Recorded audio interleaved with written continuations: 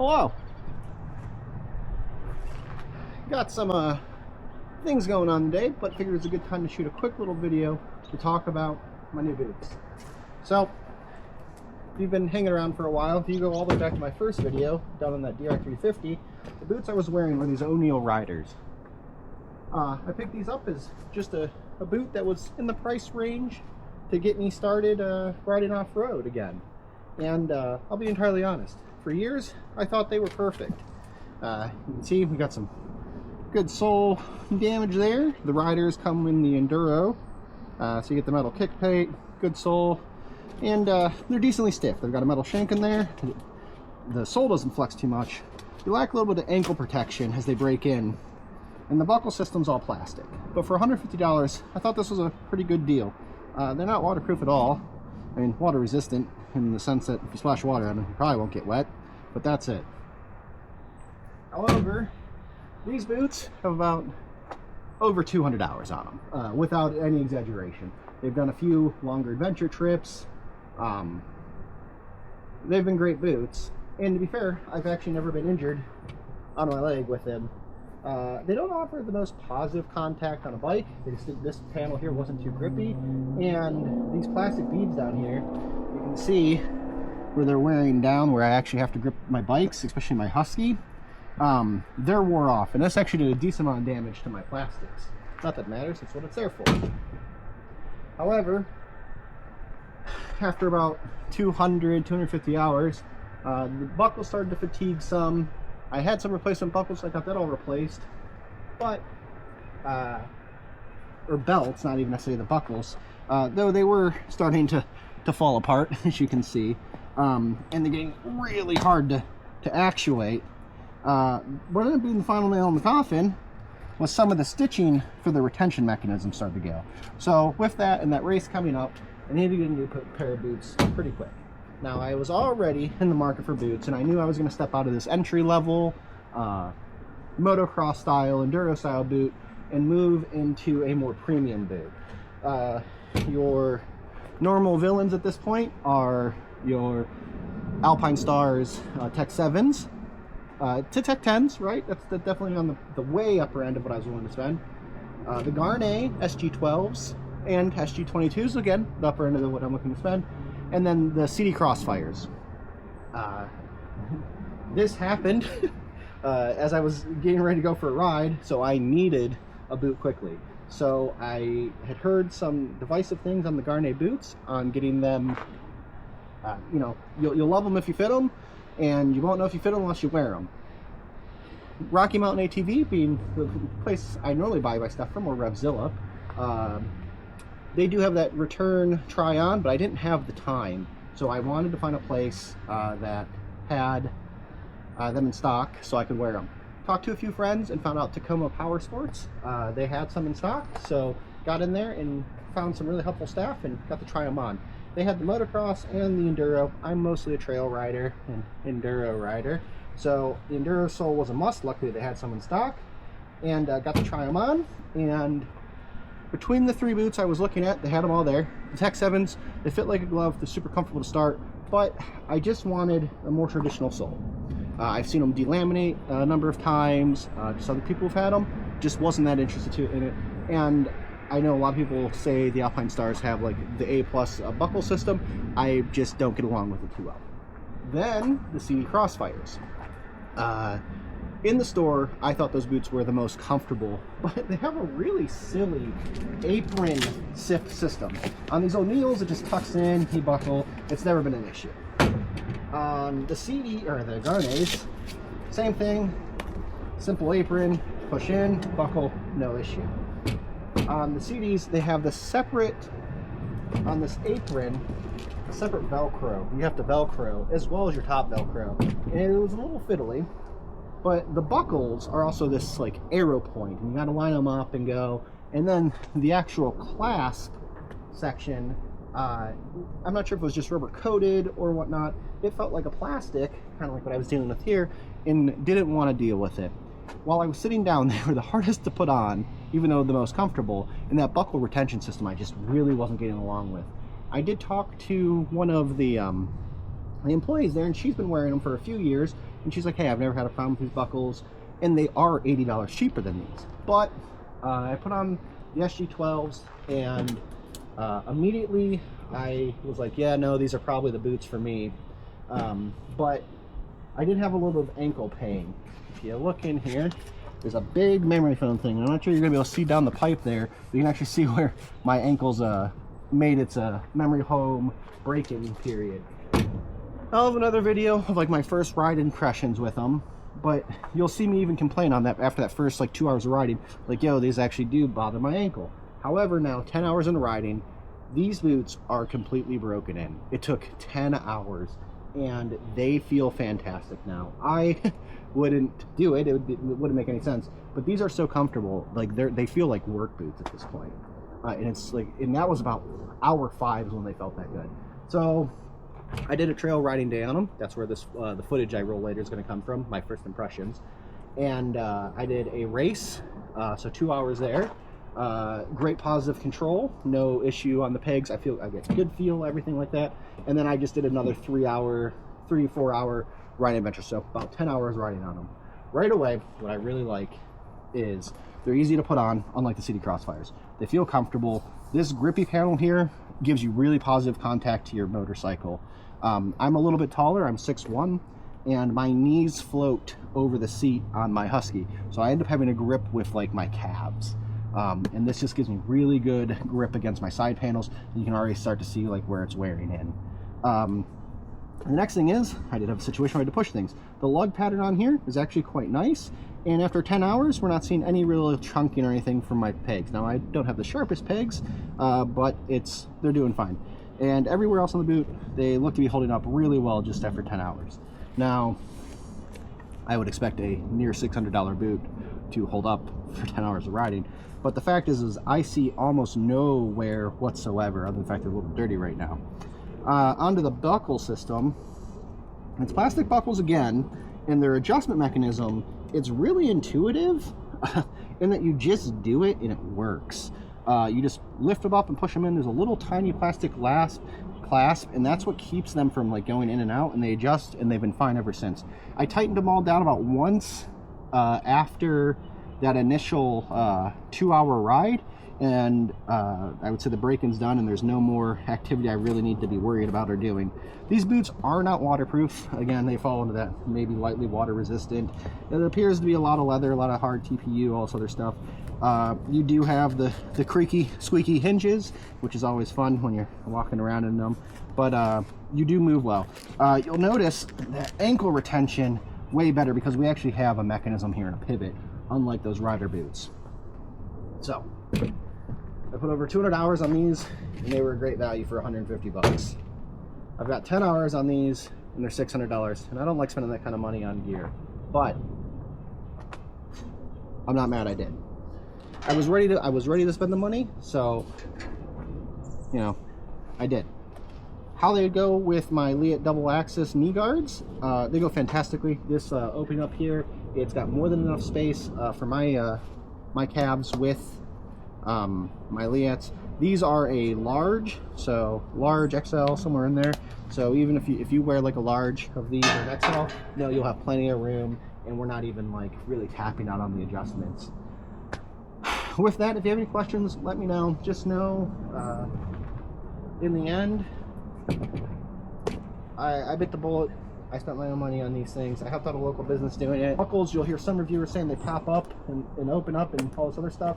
I found if you have the straps properly tensioned, I haven't had it happen once in 10 hours.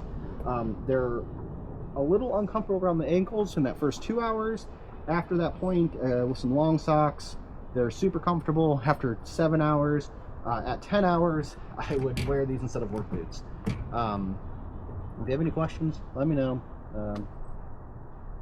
I would say they're a win.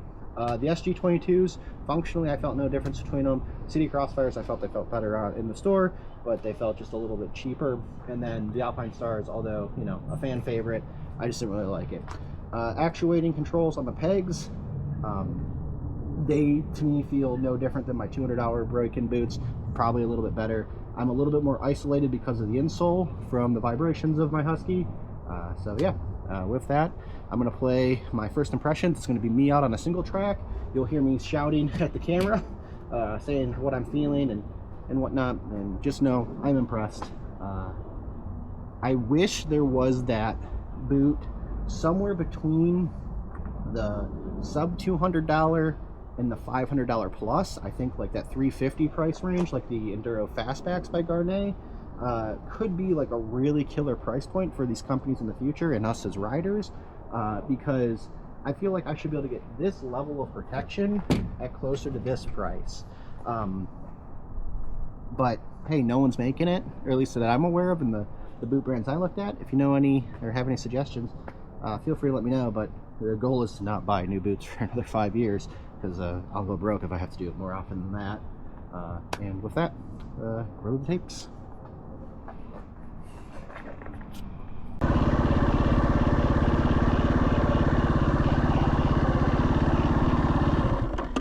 Ah, shit. What the? Oh, I must have hit a lap or something.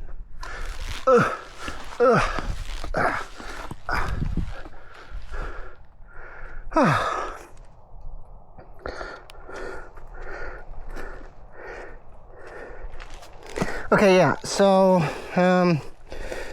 what am I thinking? What am I thinking here? My back still hurts a little bit. I'm just gonna have to ride more as I get the chance and get more used to different body positions and all this other stuff. The boots, I love the boots. The boots are so nice. They feel more protected than my old ones with less flexibility. I'm sure some of that will break in. They feel nearly as comfortable as a fully set of broken in boots. In every respect, except for they are going to be far more comfortable based on how comfortable they are right now, because the uncomfortable part is the ankle. I would call it like, if you're looking at your ankle, your inside one, I don't know what that's called. There. That's like not quite the top of it, not quite the back of it, but 2 o'clock. I just feel a little bit of pressure on each of the insides of my foot. Outside ankle bits, I feel fine, no big issues. My knee guards fit in there perfectly. Tons of room in there, not even using all the Velcro, so I tighten it up a little bit more. I figure, you know, as it gets broken, and I'll end up doing some of that. Yeah, SG-12s. You know, if I was gonna spend $200 on dumb boots, these are better than dumb boots. If you want to get on ride, buy whatever boots you can.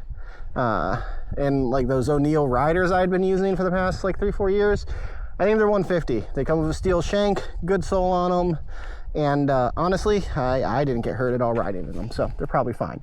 I tried the Crossfire, the CD Crossfires instead of these.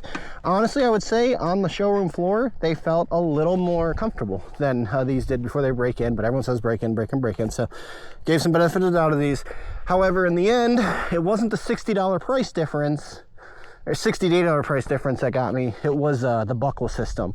They have a weird, there's the top Velcro, and then there's another Velcro in.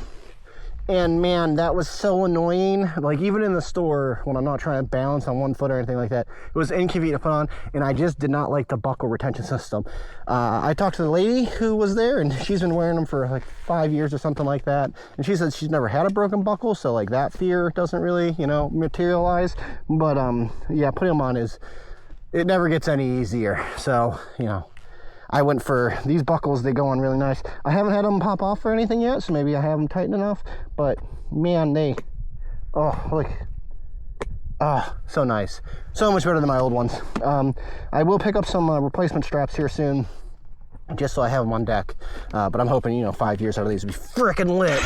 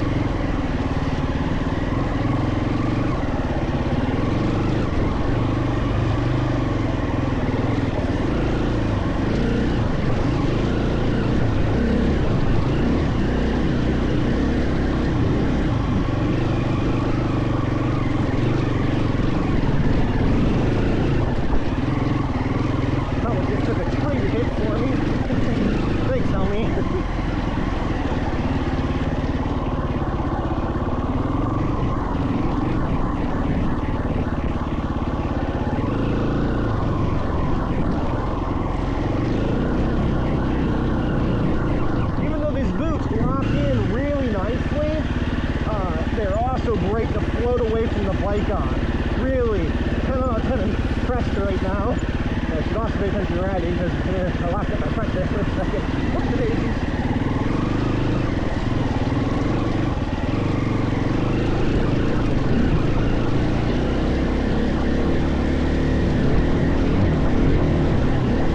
I feel like I've got this really positive control as I screen into shit.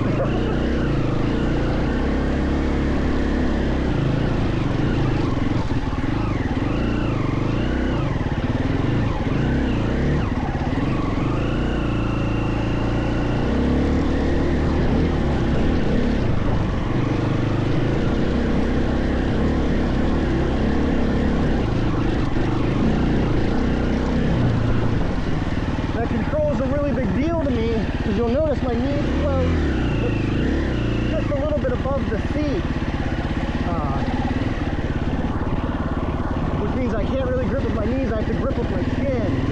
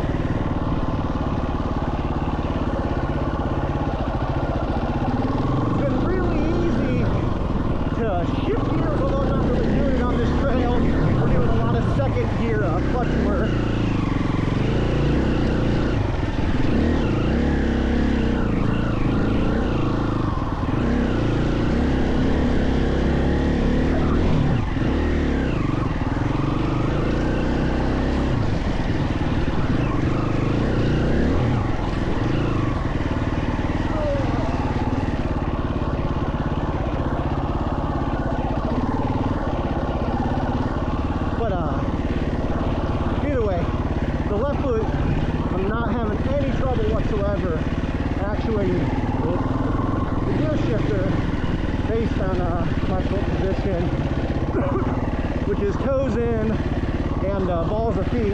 Hopefully you can see. I can't bring my feet any closer to the bike than what they're currently at. I just couldn't do the airbox design of this bike. On the brake side, having some minor issues feeling the brake. So I think that's partially because I need to get my brake up some. I'm going to take a little water break here. Whew. Killing it. All right, welcome back. Just finished up a water break here and a little back stretching. Just thinking through more thoughts on the boots.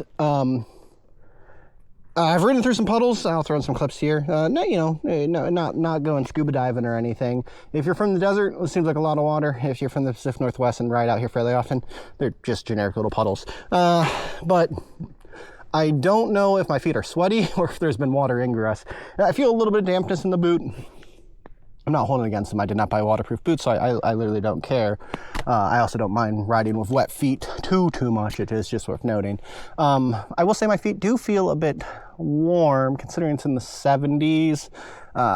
You know, whatever. I'm not going to say it's good or bad. Just worth noting. After an hour and 30 minutes of riding, I like really first ride in these things. I haven't had to tighten the belt buckles up or anything yet, so I feel like I haven't got them set up pretty nicely at the moment. But yeah, I'm just going to keep riding and shooting video and giving out thoughts of them as I go. They're nice and grippy. I got the Enduro sole. You know, I primary ride trails. I'm not going to ride motocross. So, you know, Enduro soles, what I went with this wet stuff here. Not sure if you can see, but they definitely have grip. I did a little bit of walking around in them. There's not like flexibility in the sole, but they're kind of like curved. So they walk fairly well. It's not quite as bad as like the creaky hinges on the Tech 7s and Tech 10s. They're so silly when you walk through the store for those things. These are much quieter, and they move fairly well. But with that, I'm gonna throw the helmet back on and keep going.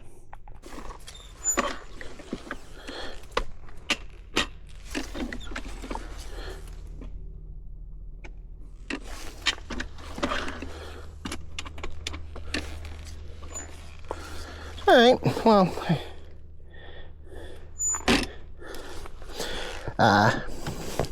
might as well give it the old kick test, see how they feel to kick something over with. The bike's warmed up and everything, so it's just be a one kick affair.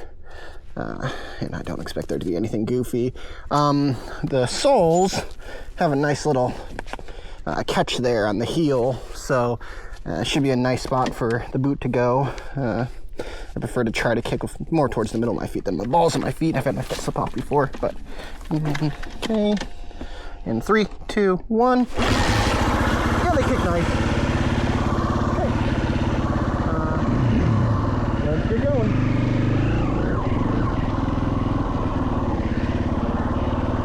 And up in the second, in the standing position, it feels really nice. I haven't really tried in the sitting position. Oh no, I have. Sitting position is good too.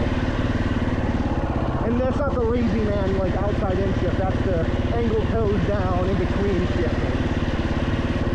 Like I said, the brake side, I think I just need to raise my lever up some. Not the beat's fault, but I'm getting good peg feel through that. They use a Welp technology, which I hear some people may just not like. So it is worth noting. Maybe I do. There and pop.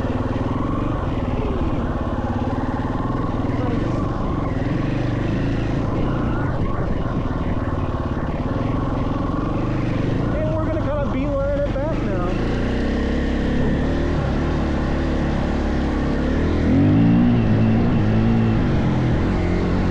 Really positive grip. The sticky panels on the cab are freaking phenomenal.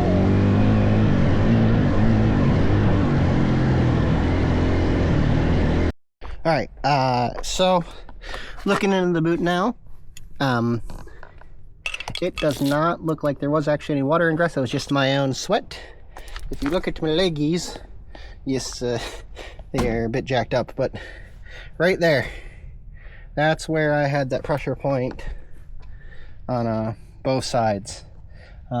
See how that's gonna go? No idea, but it is just worth noting. Other side, nah, it's just fine. But yeah, either way, I'll talk more about these later. See you.